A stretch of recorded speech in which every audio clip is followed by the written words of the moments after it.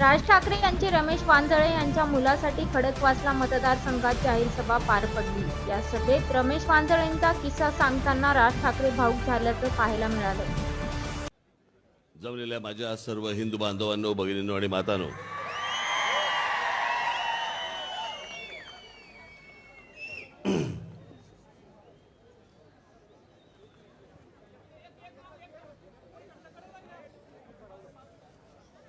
आज माझे मित्र, माझे सहकारी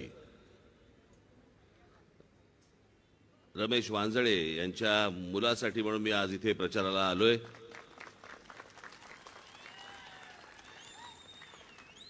मयुरेशला जेव्हा मी बघितलं पहिल्यांदा, माझे बंधू जयदेव ठाकरे, त्यांचा मुलगा राहुल ठाकरे, मला पहिल्यांदा वाटलं हा राहुलच आलाय, तसाच दिसतो तो माझा राहुल पुतण्या माझा। मला वाटलं की अरे राहुल आलाय, नंतर कळलं आमचा रमेश वांजळेंचा मुलगा आलाय। मग परत एकला गोष्ट लक्षात आली, शेवटी पुतण्याच आलाय।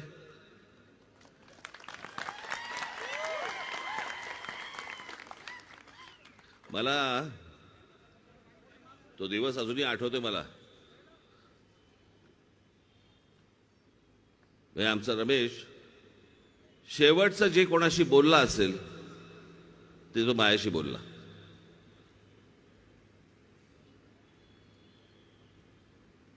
मी त्याला फोन लावला आणि मला तरी सांगितलं, साहेब मी बस हॉस्पिटलला आलोय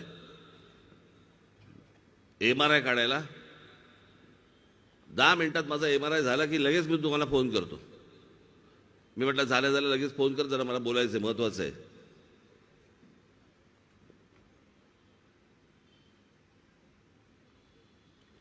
आणि 15 मिनिटांनी 20 मिनिटांनी मला फोन आला की आमचा रमेश गेला। मी म्हटलं म्हणजे माझ्याशी आत्ता तर बोलला, म्हटलं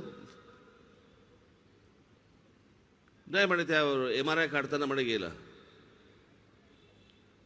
काय बोलायचं, मला पुढे काय बोलायचं समजेच ना मला।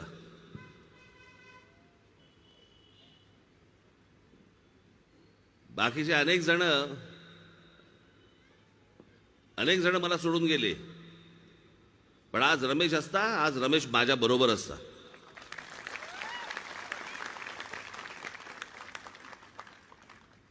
अनेकदा मी त्याला सांगायचो ती वजन काढ म्हटलं गळ्यातली।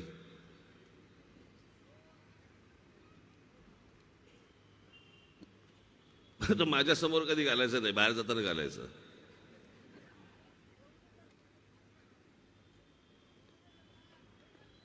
आणि आज मला मयुरेश पुन्हा मला रमेशची आठवण करून देतो।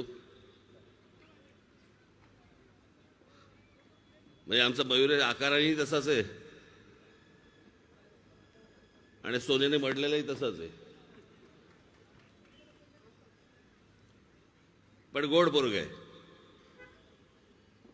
प्रामाणिक मुलगा आहे।